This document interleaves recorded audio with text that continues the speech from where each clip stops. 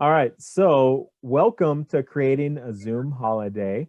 And this is the very last day of our Zoom holiday class.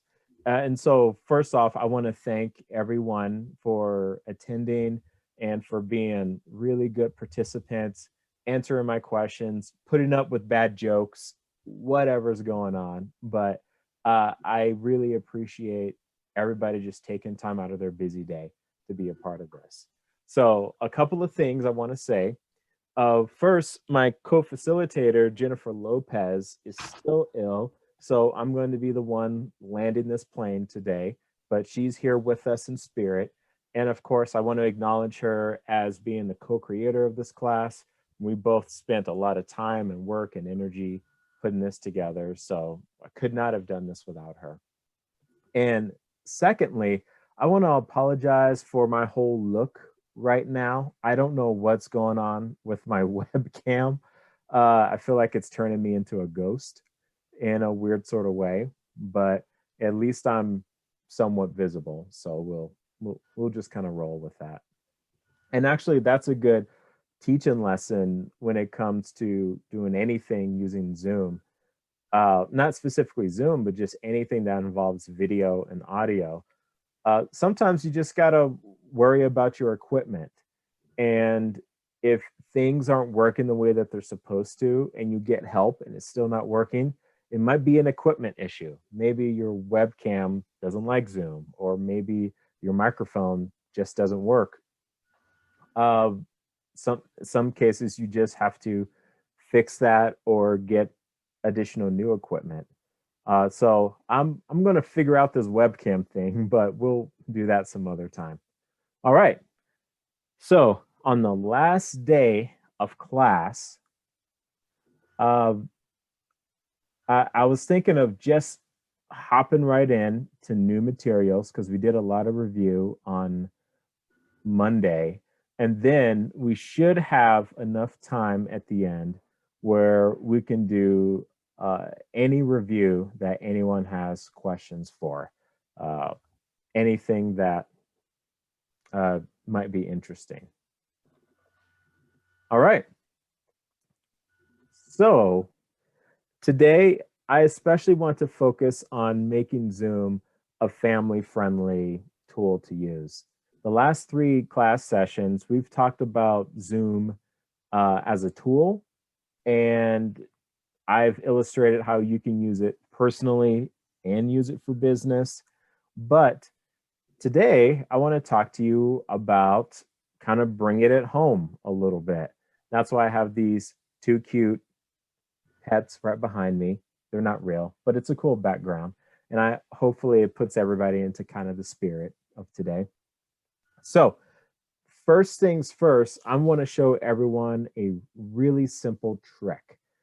I've done this a couple of times, and I call these family portraits because that's exactly what you're going to do. You're going to take a picture of what you see on your screen. And what's great about this is not a Zoom feature. This is actually something that's built into everyone's computer. And so all we're going to do is some people call it snipping the screen, some people call it a screenshot, some people call it print screen. It's all the same thing. You're basically going to take a picture of whatever is on your computer at the moment. And it's really simple to do. So, uh, Matt, I know you have a Windows machine. Lisa, are you using a Windows based computer? Do you know? Or is it a Macintosh? I am on an Apple phone. Okay, you're on your Apple phone. Great. And then Joyce, do you know what kind of computer that you're on right now? It's an Intel. I can't. I'm Okay. sorry. No, it's fine. It's probably Windows. Yeah, I Uh, believe. that's what I would imagine. Most people I know who have Macintosh computers know that they have Apple computers because you kind of have to go out of your way to get them. They're not very cheap, and so it's kind of a commitment to have one. So if you don't know which one you have, it's almost always a Windows computer that you have. So here's the simple trick. Uh, And for Lisa, I'll go over yours in a little bit. But if you're on a computer, a laptop or a computer, anything with a keyboard, if you find the Alt button at the bottom of your keyboard, sometimes it's right next to the space bar. You hold that down. And then there's always another button called the print screen button. And the print screen button is usually on the right-hand side of your keyboard towards the top. And it's sometimes they make it a tinier button. Sometimes they group it in with other buttons. So you might see it next to insert or maybe next to like delete or something like that. So that's what I want you to do. Find that button that says print screen. Like for instance, I have a laptop and on it, it has PRT SCR because it can't fit the full letters. And so that's how I find print screen. Some keyboards are big enough where they can fit all the letters. All right, so hold down the Alt key. It's at the bottom of the keyboard. Then click on the print screen key at the top. And that will give you a screenshot. It depends on how old your computer is, on what it does next. On most computers, it does nothing. You don't even know that anything worked. So once you have a print screen, it goes into something called your clipboard. And clipboard has been around ever since Microsoft Windows has been a thing for decades and decades. That means that you can paste it into almost any document or program that's on your machine. For instance, I'm just going to bring up Microsoft Paint. And I'm going to share my screen so everyone can see what I'm doing. There we go. So right now I'm sharing Microsoft Paint. When I'm ready to put my image in here, there's a couple of different ways to do that. Usually in whatever program that you're in, it recognizes that something's in the clipboard, and that's when you have paste. You can just click on the paste button and it puts it onto the screen. There's a shortcut for that too, where you can just press the control button, which is in the bottom left-hand side, and then press V. V for some reason means paste. I don't know exactly why. It's one of those things that was decided like 30 years ago, and that's the way it's been ever since. But check out what I did. I took a picture of all of us, and not a single person is smiling, just like your regular family photos. But it's that easy to do. And now you can collect everybody all on one screen. In addition to that, I would recommend just giving everybody a heads up, just letting them know that, hey guys, I'm going to take a picture. So 1, 2, 3, then press Alt, print screen, boom. You just got a family picture of whatever's going on in your Zoom meeting. One of the things I like about this is I think it's kind of a cool way to commemorate 2020, to be honest with you. This is the year where programs like Zoom, which has been around for years and years, really became mainstream because people were at home and they couldn't go visit their family and relatives like they used to. So this is how they started to connect with other people. I think that's a cool way to commemorate it. Now, the last thing that I want to show you is recording. You can record your own meetings, whether with family or for business reasons. If you're the host, you have a record button that's down at the very bottom of your screen. It just simply says record. And all you have to do is just click on it, and that's it. It will start recording everything that's happening. In fact, when I send out those videos to everybody, that's exactly how I get this meeting recorded. I just hit the record button. And then when I leave the meeting, that's very important, it records everything until I hit end. Then that's when it says, all right, we're building your video. Sometimes it takes a while. It depends on how long of a session that you had. For instance, oftentimes I help with a class that lasts for 3 hours in a Zoom like this. And when that video is done, it takes over an hour. It takes over an hour after the meeting is over for the computer to finally spit out what that video is supposed to look like. Now, something to keep in mind, whatever happens in the Zoom stays in the video. So everybody's face will show up, everybody's voice will show up, every little thing will pop up in there. The only thing that you don't see is chat. Chat stays with the session itself. It does not get recorded onto the video. So that's one thing to keep in mind. I think it's pretty handy. And it's honestly one of my favorite things because as a teacher, I can share this video to literally dozens or hundreds of students. And if I feel so inclined, there's even programs out there that allow you to edit the video if you want to pretty it up or if you want to rearrange it in certain ways. So I wanted to talk to Lisa and her iPhone for a little bit because iPhones have the exact same functionality. They have the screenshot button. Now, I think it depends on which kind of iPhone that you have. But for instance, on my iPhone, if I wanted to take a screenshot, it's the power button on the side, and then it's the down arrow over here, the volume down, and then boom, I get a screenshot of whatever I'm looking at or doing. And that includes Zoom. And the record feature works differently on iPhones as well. In most cases, I don't think it likes to record onto phones.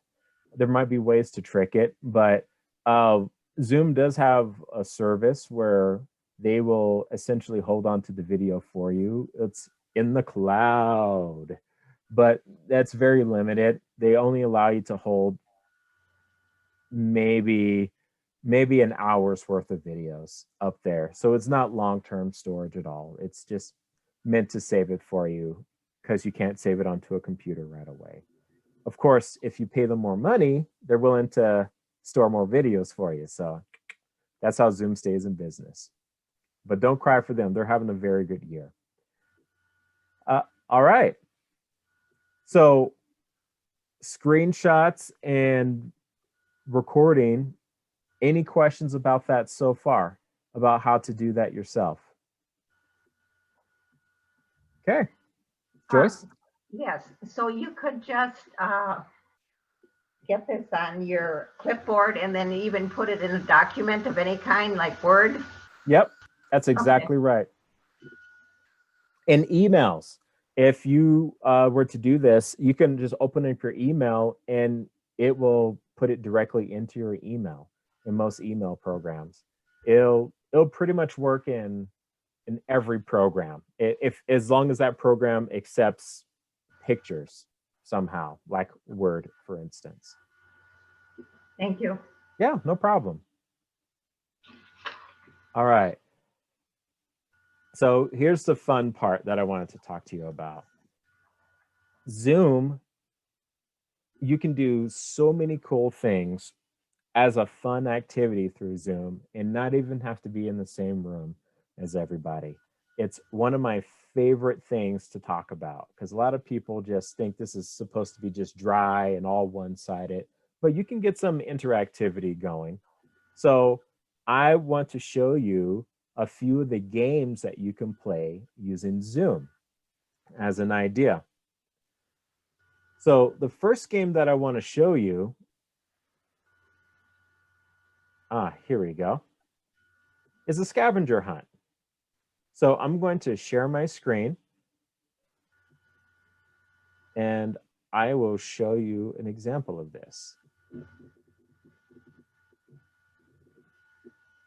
So what's great about this is great for all ages. So in other words, you're going to make a list, or you can find lots of lists on the internet of objects and things that you can have your friends, your family members, or even coworkers go seek out within their house. So this is just a quick one that I found. Took me just 2 seconds to find it on Google. They're everywhere. For this scavenger hunt, you need to find a clean, unused sock, or a red item, or a pen, or a shoe that goes on the right foot. So what's great about this is you can just make your own. You can customize it however you like. And the way that you play it is as you're talking to somebody, maybe you're starting a family party, you say, okay, everybody, time for a scavenger hunt.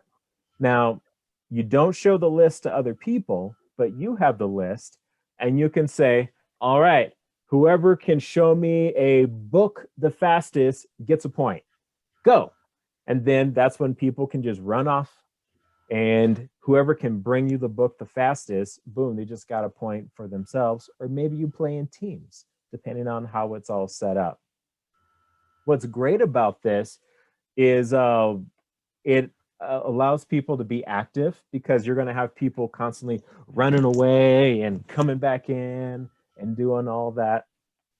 And another great thing about it is that it's totally customizable.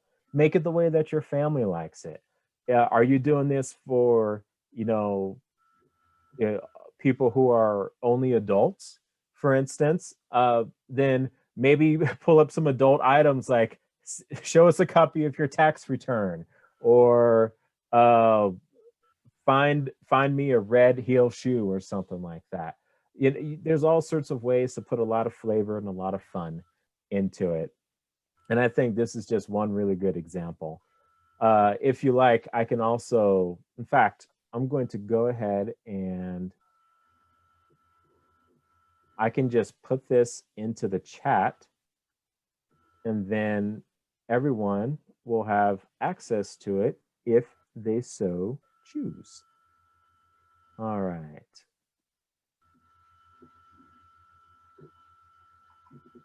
Where is... Oh, this is taking longer than I expected. I lost it. Oh, there it is. Okay, that's just been added to the chat. So the other thing I wanted to share with you as a game, where's my piece of paper? Oh, you can play Zoom Bingo with it. So in Zoom Bingo, this is another game that you can completely customize to be what you want it to be. And you can make it themed for anything. If you want it to be a holiday theme, there's lots of cool templates out there. If you want to create your own, or if you want something maybe that's a different holiday, or maybe for a birthday party or something, you can find one of those too. Or, like I said, build your own. So let me show you an example of one that I've found. Let's see. There we go.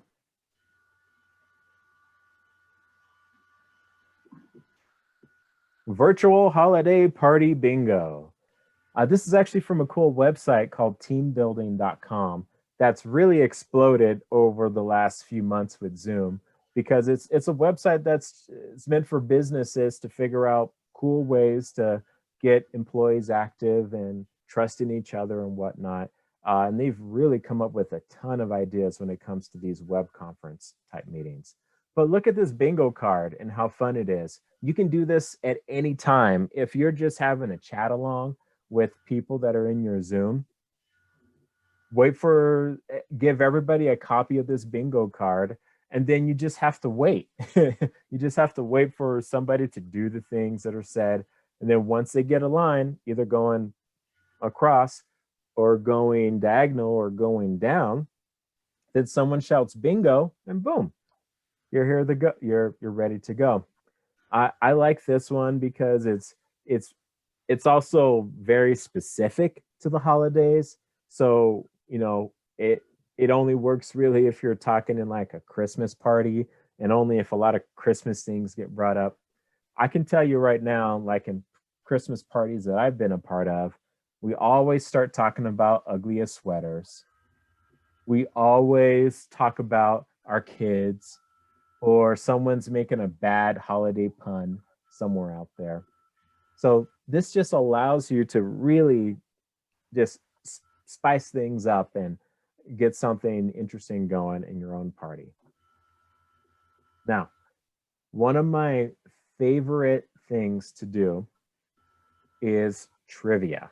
I love trivia. A few weeks ago, I was at a digital conference. It's usually held in person, but they did everything over Zoom this year. And one of the funnest activities that they did was a music trivia contest where literally a guy was just standing looking at a webcam and he's like, "Welcome back, everybody." Like, he was a great host. And he would give you clues like, who can recognize this 1968 hit? And then he'll play a snippet of it and everyone can hear it. And you just use the chat to fill in an answer. You can do the same thing. It's really, really easy to do. So, first things first, you need a source of music. And so, Lisa, for iPhones and even for Android phones, there is a way to do it. When you click on the share screen, you're going to see an option at the bottom that just says screen. And basically that allows everything on your phone to be shared. The only thing you got to be careful about is if you have, say,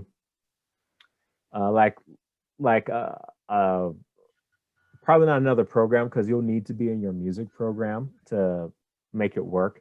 But if you have like texts coming in, or maybe you have like calendar invites that pop up, everyone else will be able to see that too. So you want to be careful with that, maybe play around with that. But if you're on a computer, it's a lot simpler to do. Just find a source of music. For me, I've been using iTunes, Apple iTunes, since the middle of the 2000s, ever since they started it. You know, I was happy to pay my 99 cents every time. And so I have a large collection of songs, and iTunes is available on all computers, including Macintosh computers. So it makes it really easy to do. You can use another source of music if you have a subscription, for instance, to Spotify. Then that's a good one. A lot of people are Amazon Prime customers. Amazon Prime automatically gives you music access. So you now have Amazon Music. So that's a cool way to get music onto your computer. Or honestly, even CDs. If you have a CD player on your computer, just pop in a CD and it'll do the exact same thing. The important thing is when you're doing that, is to use this particular share screen. So let's see. Here we go. Oh, you know what? I never took a screenshot of that particular scene. So I'm going to do that real quick. And then I'll be able to show everybody what I'm seeing.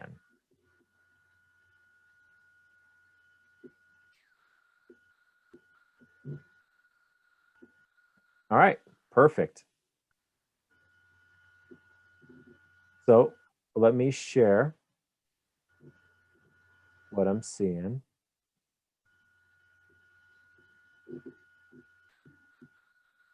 All right. So when you click on the share screen button and you're on a computer, there's an advanced set of options up at the very top. I did not talk about this earlier. All you have to do is just click on it, and it will show you these 4 new icons. The reason why this is under advanced is it's only for people who have very specific needs or things that they want to do. And for me, the thing I want to do is music or computer sound only. This makes it so that when I play music, it doesn't show the audience what I'm playing music from.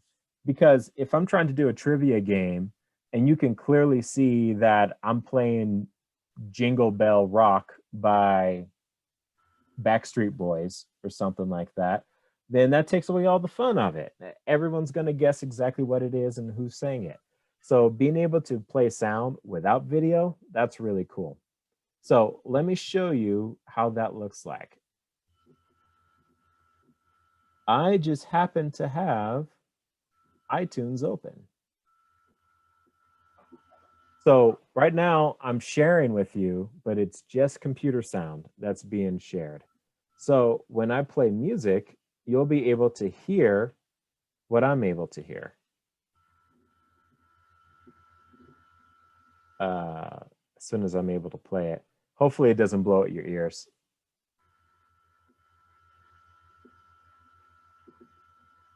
Oh, I don't hear anything. Do you guys hear anything?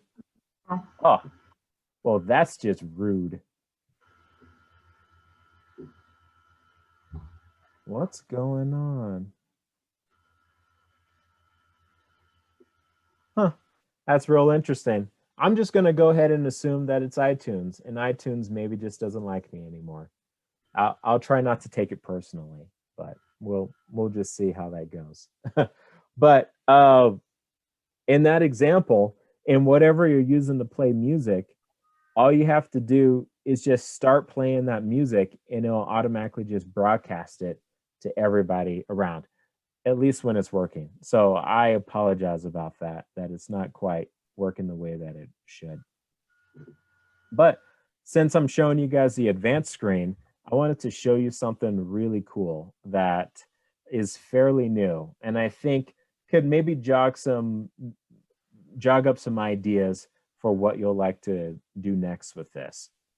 So under the advanced screen, let's see, there we go. Under the advanced screen, there's now an option, it says it's under beta, called PowerPoint as virtual background. And what does that mean? That means that instead of my regular background, it's going to take a PowerPoint slide and make that my background instead. So why is that cool? Why is that interesting? Well, if you're in a meeting, for instance, it's a way to show off your PowerPoint presentation while still people being able to see you, see your lips moving and whatnot. And if you want to do a quiz, then it gives you the ability to really open things up and do something cool. So I'm going to stop sharing this, and then I'm going to share a PowerPoint and show you how it all works.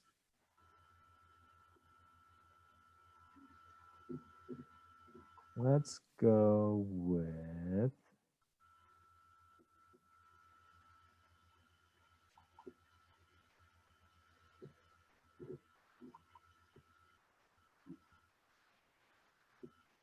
there it is.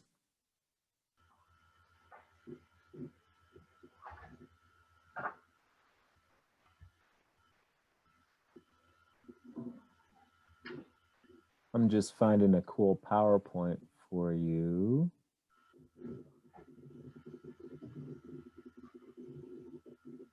Perfect.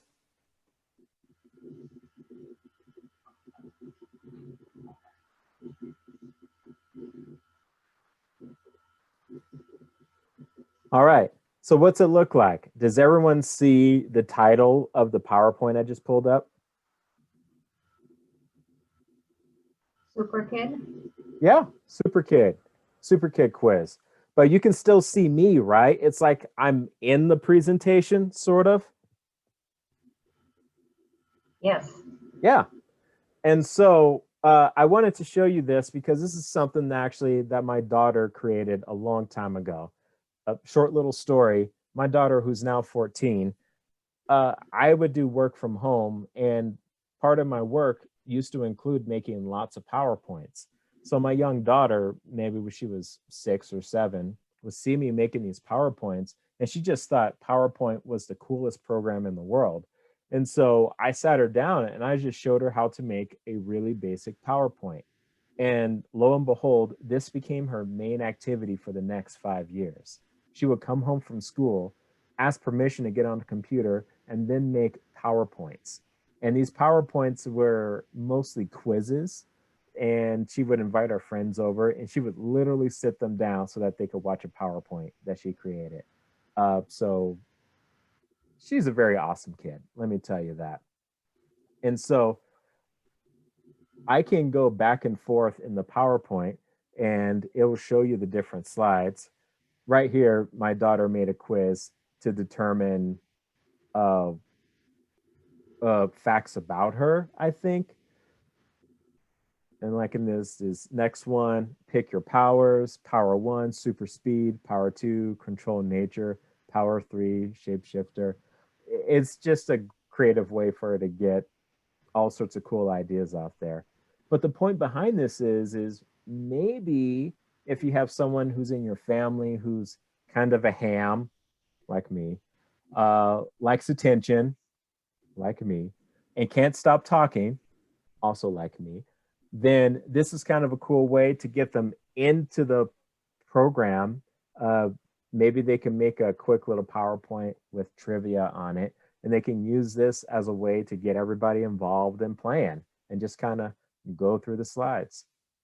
Anyway, I discovered this just a couple of weeks ago, and I thought it was so cool that that was even an option.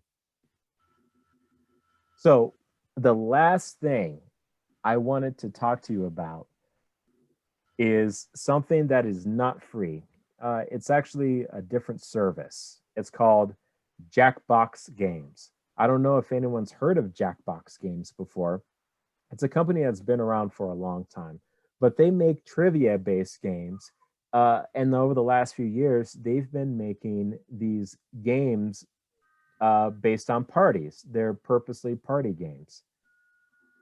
And the way that these games work is as long as you have usually a phone or even some other portable device, like if you have a kid who has a Nintendo Switch, those will work as well, then that person is able to play games with literally dozens of people if they want. It's really, really cool. And so let me show you an example of some of the games that they offer. And let me just reiterate again, they do charge money. It is basically a game maker. And so this is how they make money. But I just thought it was so cool, and it would be kind of a cool way to use it if you're doing Zoom, especially if you want to try to have a little bit of a party through Zoom. So in Jackbox, you pick out your party pack, and they make a party pack every year or so. And so there's lots to choose from.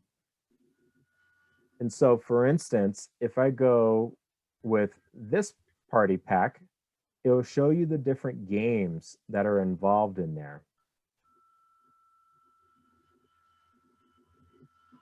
There we go.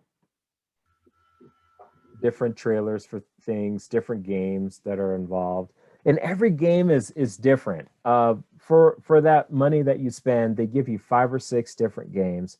And it could be anything from trivia, there's drawing games, there's puzzle games, there's, this is kind of their bread and butter. I call them deceitful games, where the game is you need to trick somebody into picking out your answer as opposed to the correct answer. And if they choose your answer, you get points. It's honestly one of the most fun experiences I've ever had. Since we've been in lockdown and COVID and all that, I've played these games lots and lots of times with family and friends who are across the states, who are across the ways. It's a really easy way to get people playing together and having a lot of fun. Now, the reason why Zoom can be a part of this is they do make this for computers. And if you use Zoom, you can use your share screen. You can share your Jackbox game, whichever one that you pick out. And as long as everybody else has cell phones, you can invite them into the game and everyone can still play. It doesn't matter where they live anywhere in the world. As long as they're able to see your screen, they'll be able to play. So it's really awesome. It's on sale all the time, so you can get it fairly cheap. But that's just a suggestion that I have if you want something a little more advanced in your games. There's a company that makes really cool games specifically for parties. All right. And that's it. That's all I wanted to talk about as far as games. So that's it. I don't have anything else new to teach you. So, what questions do you have about anything? Anything that we've talked about last week or anything that we talked about Monday? Remember, Monday we talked a lot about, well, first we did a lot of review, but we also talked a lot about using breakout rooms and developing polls and backgrounds, which, by the way, Matt and Lisa, fantastic backgrounds you got there. Those guys are doing really, really good. So, what questions do you have about anything? Joyce, do you have any questions? Yes, I actually re-listened to the first two classes because I had them this morning, and where they talked about two-factor, let's see, well, Is it two-factor authentication? Yes, and Jan suggested we do that. What does that actually mean? Oh, two-factor authentication is a security measure. It makes it so that your account is much more secure than if you were to just make a regular password. And so what two-factor authentication means is you have to use two ways to log into your account. The first way is always your password. And then the second way is either they send you an email, and in that email, you have to click a link, and that's how they know it's the real you, or they send you a text message instead. And then when you get your text message, you click on it, and that's how they know that it's really you. The reason why they created this is, especially with something like Zoom, which is used a lot in education and used a lot in business, security is paramount.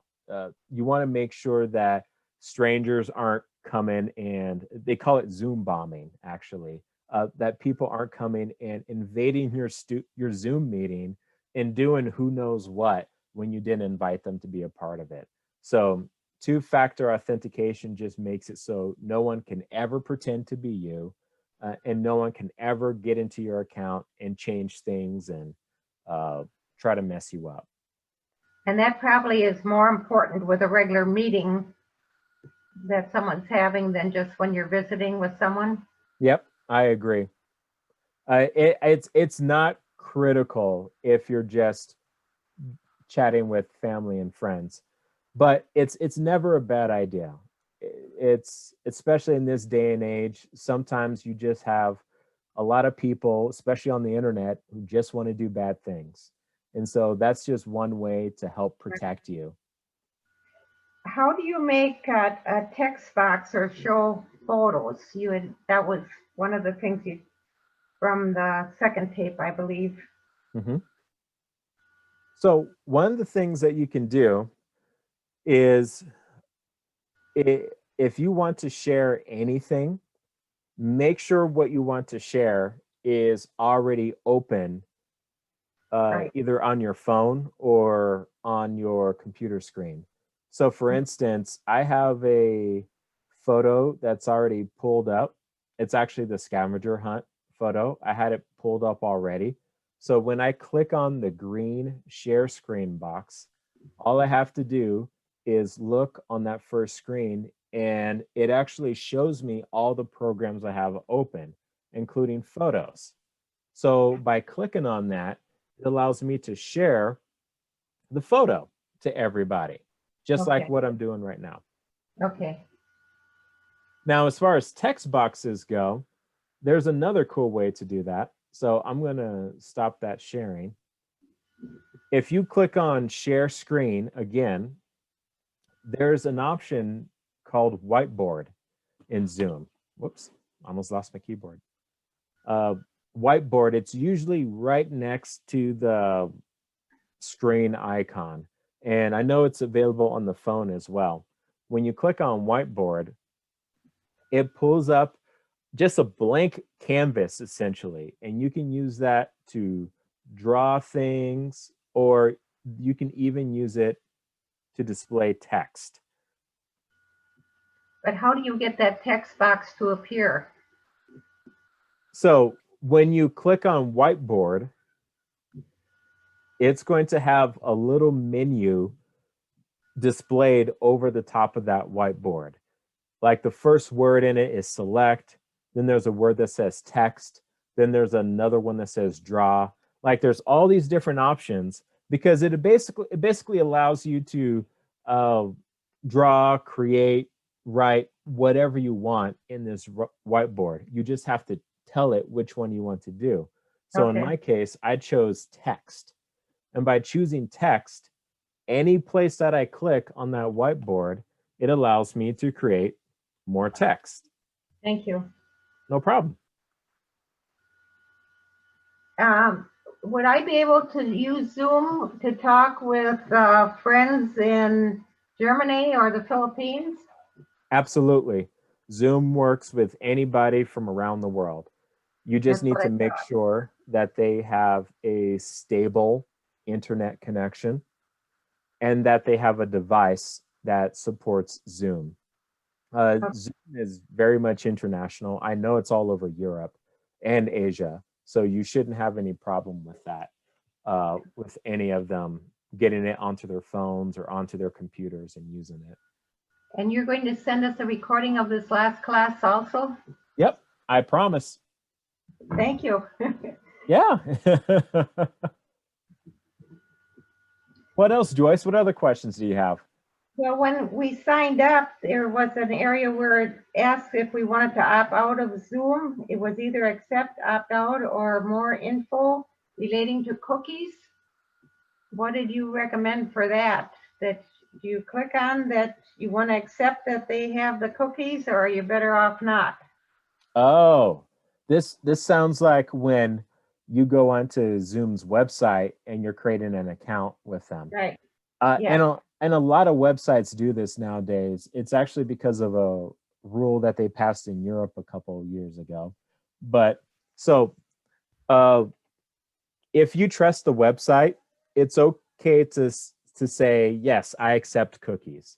And what that means is that the website will send little bits of data to your computer, and it will remember what you did on the website so that next time when you go on the website, it has a memory of that. And that usually saves you time and space whenever you're doing anything. So a great example of that is, when you're typing in your username and password onto a website, there's usually a little box that says save username or save password or save login. That's a cookie. When you click that box, it's putting a little tiny file on your computer so that next time you go to that website, that little tiny file gets used in your computer. Oh, I remember that you have a username and password.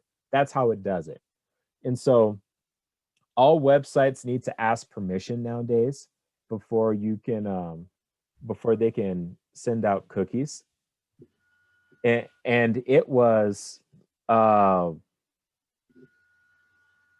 and for the most part, for most websites, you can just navigate it without accepting it if you don't want any cookies.